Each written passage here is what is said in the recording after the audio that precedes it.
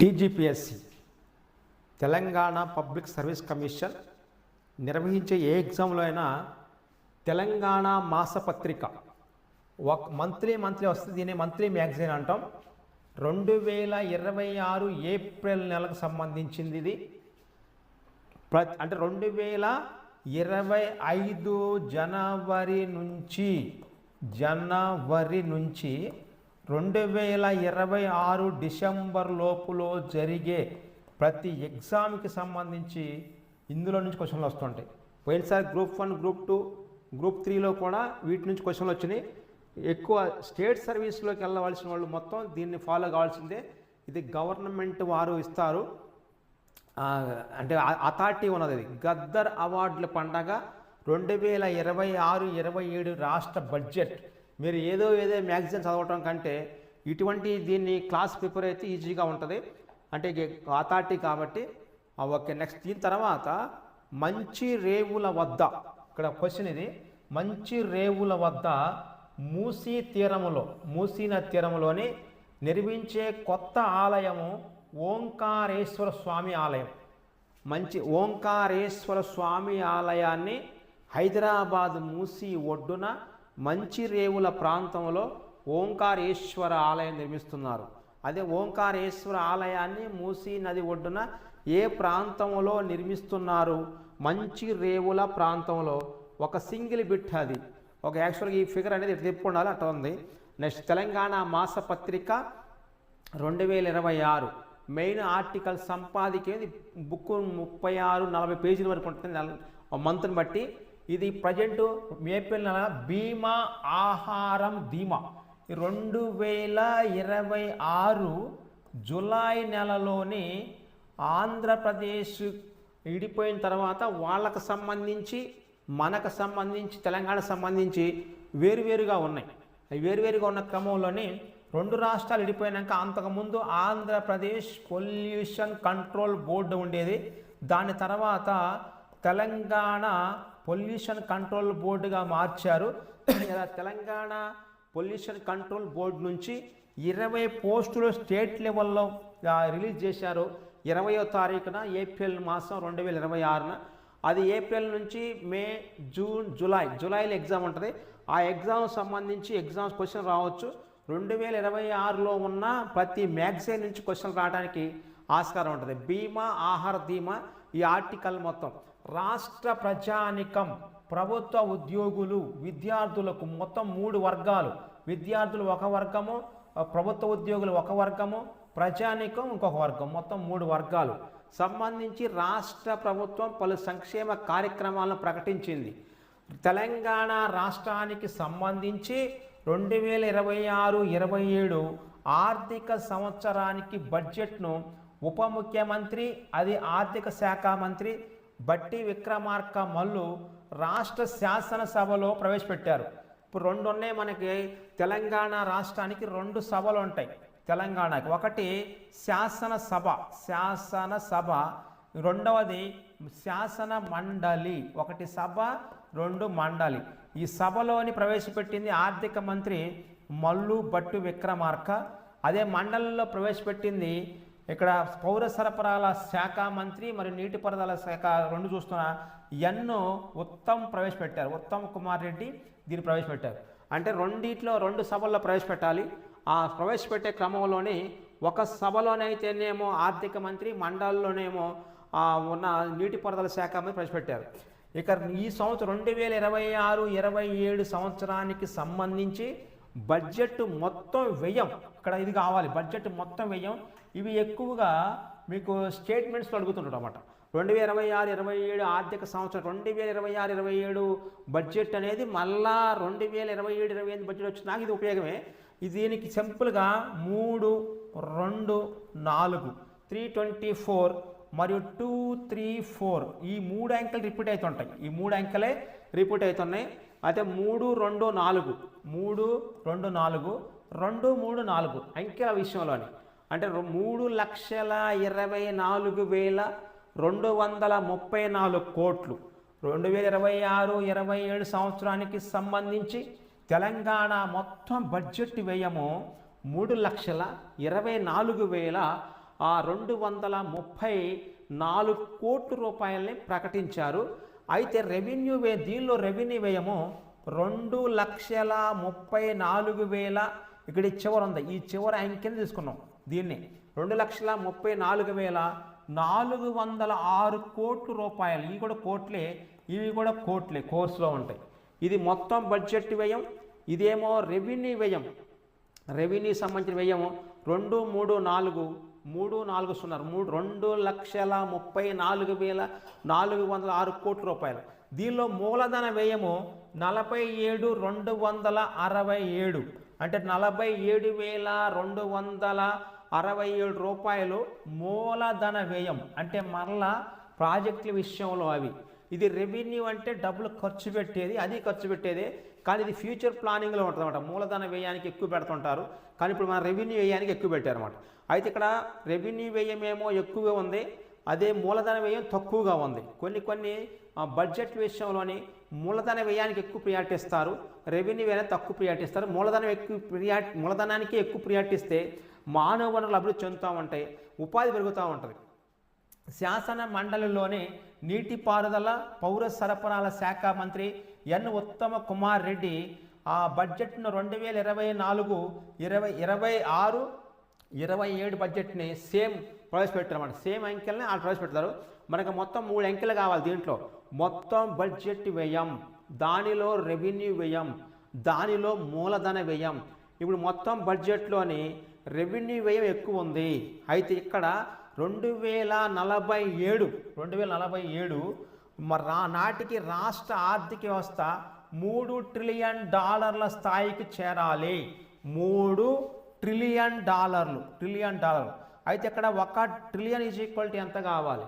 అయితే యాక్చువల్గా దీనిలోని ఆంగ్ల సంఖ్యామానంలో మిలియను, తర్వాత బిలియను, తర్వాత ట్రిలియన్ ఉంటాయి. ఇక్కడ బిలియన్ అంటే 10⁹9, మిలియన్ అంటే 10⁶6, ట్రిలియన్ అంటే 10⁴12, అంటే 10 పక్కన 12 సున్నాలు వేయాలి.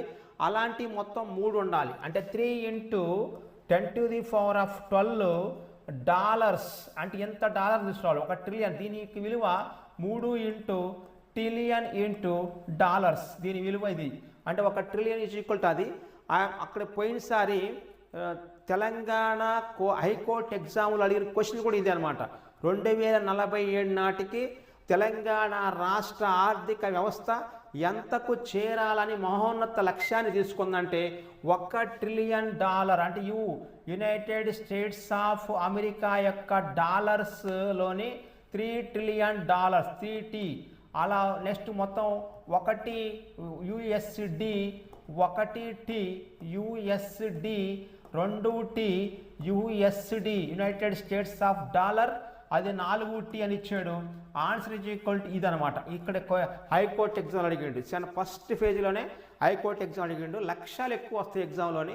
దీనికి మనకి మహోన్నత లక్ష్యాన్ని 2047 నాటికల్లా మహోన్నత లక్ష్యం $3 ట్రిలియన్ నిర్ణయించాడు. బడ్జెట్ అంటే సంఖ్యల చుట్టూ తిరిగేది కాదు, అది అంకెల చుట్టూ తిరిగేది కాదు. దానికి మొత్తం ఉండాలని ఆర్థిక మంత్రి ఏదో ప్రసంగం చెప్పాడు. దానికంటే ముందు ఈ లైన్ మనకి ఇంపార్టెంట్. $3 ట్రిలియన్ చేరాలి లక్ష్యము. నెక్స్ట్ బడ్జెట్లోనే కొత్త పథకాలు తీసుకొచ్చారన్నమాట. ఈ బడ్జెట్లో తీసుకొచ్చిన కొత్త పథకాలు కావాలి మనకి ఎగ్జామ్. ఇందులోని ముఖ్యంగా ఏదైనా నిరుపేద కుటుంబంలోని ఆ కుటుంబ పెద్ద అకస్మాత్తుగా మరణిస్తే ఆ కుటుంబం మొత్తం ఆర్థిక భరోసా లేక దిక్కులేనిది అవుతుంది, ఆ కుటుంబం వీధిని పడుతుంది. అటువంటి కుటుంబాలు ఆదుకోవడానికి బృహత్తర లక్ష్యం, అంటే ఎక్కువ లాంగ్ టైం లక్ష్యం తీసుకున్నారు. రాష్ట్ర ప్రభుత్వం ఇందిరమ్మ కుటుంబ బీమా పథకాన్ని ప్రారంభించింది. ఇందిరమ్మ పేరుతోనే కుటుంబం మొత్తానికి బీమా పథకం ఎప్పటి నుంచో ఉంది. అది కుటుంబానికి ఇదివరకు వ్యక్తిగతంగా ఉండేది, ఇప్పుడు కుటుంబానికి లింక్ చేశారు. ఆ కుటుంబ జీవిత బీమా పథకాన్ని ఇందిరమ్మ పేరుతో లిఖించారు. ఇందిరమ్మ కుటుంబ జీవిత బీమా పథకాన్ని రాష్ట్ర ప్రభుత్వం 2026-27 బడ్జెట్లో ప్రకటించింది. ఇది రేషన్ కార్డుదారులు మొత్తం రాష్ట్రంలోని 1.15 కోట్ల మంది ఉంటారు. ఆ కుటుంబాలు అంటే 1.15 కోట్ల కుటుంబాలకు ఈ పథకం వర్తిస్తుంది ఆటోమేటిక్గా. ఇందిరమ్మ కుటుంబ జీవిత బీమా పథకము అది ఆంధ్రప్రదేశ్లోని అప్పట్లో ఎక్కువ మంది ఉండేవాళ్ళు. వాళ్ళు విడిపోయిన తర్వాత తెలంగాణలోని 1.15 కోట్లు కుటుంబాలు ఉన్నాయి. ఆ కుటుంబాలు తెల్ల రేషన్ కార్డులు, ఆ తెల్ల రేషన్ కార్డులు ఉన్నటువంటి వారి మొత్తానికి ఈ ఇందిరమ్మ కుటుంబ జీవిత బీమా పథకం ఒత్తిచ్చింది. అలానే కుటుంబ పెద్ద ఏ కారణం వల్ల మరణించిన ఆ కుటుంబానికి ఇందిరమ్మ కుటుంబ జీవిత బీమాలోని 5 లక్షల రూపాయలు ఈ బీమాలో చేరిన వారికి వస్తాయి. అంటే కార్డు సంఖ్యల మొత్తం ఉన్నటువంటి జీవిత బీమా మొత్తం ఇలా బీమా పరిహారం లభిస్తుంది. అలాగే దేశంలోనే తొలిసారిగా ఉద్యోగులకు ప్రమాద బీమా పథకాన్ని తీసుకొచ్చింది. దేశంలోనే తొలిసారిగా ప్రమాద బీమా. ఈ పథకం కింద ఉద్యోగి ప్రమాదంలో మరణిస్తే ఆ కుటుంబానికి 1,20,00,000 రూపాయల 1.20 కోట్లు, ఇదేమో లక్షల్లో ఉంది. ఆ యొక్క సామాన్య ప్రజలకి రేషన్ కార్డు ద్వారాగా ఉన్న వాళ్ళు మరణిస్తేనేమో 5 లక్షల బీమా, అదే ఉద్యోగస్తులు మరణిస్తే 1,20,00,000 పరిహారంగా ప్రభుత్వం చెల్లిస్తూ ఉంటుంది. ప్రభుత్వ ఉద్యోగులు, పెన్షన్దారులు దీర్ఘకాలికంగా ఎదురుచూస్తున్న నగదు రహిత ఆరోగ్య పథకానికి కూడా ప్రభుత్వం ప్రవేశపెట్టింది. నగదు రహితంగా ఆరోగ్య పథకాన్ని తీసుకొచ్చింది. అంటే అంతకుముందు నగదు రహితంగా ఉండేది కాదు, బిల్లులు పెట్టుకొని ముందే ఇల్లు కట్టుకొని తర్వాత బిల్లులు చేసుకునేవాళ్ళు. ఇప్పుడేమో నగదు రహిత ఆరోగ్య పథకానికి శ్రీకారం చుట్టింది ప్రభుత్వం. అలాగే పాఠశాల విద్యార్థులకు అల్పాహారంగా పాలు, రాగి జావ అందిస్తున్నారు. వాళ్ళ ఇంటర్ విద్యార్థులకు కూడా అల్పాహారం, మధ్యాహ్న భోజన పథకాన్ని వర్తింపజేయాలనుకుంది. ఇప్పటివరకు లేదు. ఇంటర్ విద్యార్థులకి అల్పాహారం, మధ్యాహ్న భోజనం ఈ రెండింటిని తీసుకొస్తున్నారు. అంతకుముందు పాఠశాల విద్యార్థులకు మధ్యాహ్న భోజనం ఉండేది, ఉదయం పూట అల్పాహారం లేదు. ఆ అల్పాహారంగా పాలని, రాగి జావని తీసుకొచ్చారు. అయితే నైపుణ్యం కలిగిన మానవ వనరులను ప్రోత్సహించడానికి అడ్వాన్స్డ్ టెక్నాలజీ సెంటర్ ఏటీసీ, గతంలో ఐటీఐ అనేవాళ్ళు, ఇండస్ట్రియల్ ట్రైనింగ్ సెంటర్ ఇన్స్టిట్యూట్స్ అనేవాళ్ళు, ఆ ఐటీఐలు తీసివేసి ఈ ప్రభుత్వం వచ్చినాక అడ్వాన్స్డ్ టెక్నాలజీ సెంటర్లను ఏర్పాటు చేసింది. దీనిలో శిక్షణ పొందుతున్న ట్రైనీలకు ప్రతి నెల ఐటీఐని ఏటీసీగా మారిస్తే ఈ ఏటీసీలో ఉన్న వాళ్ళకి ప్రతి నెల 2,000 రూపీస్ని స్కాలర్షిప్గా ఇవ్వాలని ప్రభుత్వం నిర్ణయించింది. ముఖ్యమంత్రి రేవంత్ రెడ్డి నాయకత్వంలోనే రాష్ట్ర ప్రభుత్వం బడ్జెట్ కొత్త నిర్వచనాన్ని ఇచ్చింది. సంక్షేమానికి కొత్త బాటలు వేసింది. ప్రజా సంక్షేమం, అభివృద్ధి ధ్యేయంగా బడ్జెట్ రూపకల్పన చేసింది. దీనికి సంపాదకుడు అంటే మన తెలంగాణ పత్రికకి, మాసపత్రికకి సంపాదకుడు కె సుబ్రహ్మణ్య శాస్త్రి. ఇది కూడా ఒకసారి ఎగ్జామ్ అడిగాడు. తెలంగాణ మాసపత్రిక సంపాదకుడు ఎవరు అని ఇచ్చిండు, కె సుబ్రహ్మణ్య శాస్త్రి. అప్పట్లో ఇంకా మృత్యుంజయ ఉండేవాడు. ఆ మృత్యుంజయ వెళ్ళిన తర్వాత ఈయన వచ్చిండు అన్నమాట. ఇక next Telangana legislators sports and culture meet 2026, అదే ఫిట్ లీడర్స్ ఫిట్ స్టేట్ అని ఒక ఎడిషన్ పెట్టారన్నమాట. ఫస్ట్ ఎడిషన్ అంట. మొట్టమొదటిసారిగా తెలంగాణ రాష్ట్రం ఏర్పాటు అయిన తర్వాత ఫస్ట్ ఎడిషన్ కొత్తగా తెలంగాణ స్టేట్ లెజిస్లేచర్కి స్పోర్ట్స్ అండ్ కల్చర్స్, ఆటలు, పాటలు, గేమ్స్ మరి మొత్తం ఆడుకోవచ్చు అంట. దాన్ని తీసుకొచ్చారన్నమాట. ఎల్బీ స్టేడియంలో శాసనసభ్యుల క్రీడోత్సవాలు మొట్టమొదటివి. ఇక్కడ మహిళల హాకీ వరల్డ్ కప్ నిర్వహించారు. కొత్త గవర్నర్ శివప్రతాప్ శుక్లా కుంభమేళా తరహాలోని గోదావరి పురస్కారాలు నిర్వహిస్తున్నారు. దీనిలోని ఈ యొక్క మన తెలంగాణ మాసపత్రికలోని ప్రపంచానికే ఆదర్శంగా తెలంగాణ ఉంటుంది అంటున్నారు. తెలంగాణ అభివృద్ధికి మార్గదర్శి. బడ్జెట్ అంటే సంఖ్యల చుట్టూ తిరిగే అంకెలు కాదు, ప్రజల చుట్టే తిరిగే సంఖ్యలు అంటున్నారు. ఇందిరమ్మ ఇళ్ల మంజూరు నిరంతర ప్రక్రియ. ఎవరి నిరాశీలను చేయం. రైతు కళ్ళలో ఆనందమే మా లక్ష్యం. భద్రాద్రిలో సీతారాము కళ్యాణ వైభవం. ప్రభుత్వ ఉద్యోగులకు ఈవీ వాహనాల్లో ప్రోత్సాహం. ఇది వచ్చింది, ఇటువంటి ఎగ్జామ్లు వస్తూ ఉంటాయి. ఇది రైతు నామ సంవత్సరం. ఇది కూడా జూపల్లికి అంతర్జాతీయ శాంతి పురస్కారం. అంతర్జాతీయ స్థాయిలో శాంతి పురస్కారం వచ్చింది మంత్రి జూపల్లికి. సినీ హబ్గా హైదరాబాద్ నగరంలో మరో అతిపెద్ద ఆధ్యాత్మిక కేంద్రం. ఆర్యవైశ్యులకు స్థానం. 99 రోజుల ప్రజాపాలన ప్రగతి ప్రణాళిక. ఇది కూడా వచ్చింది.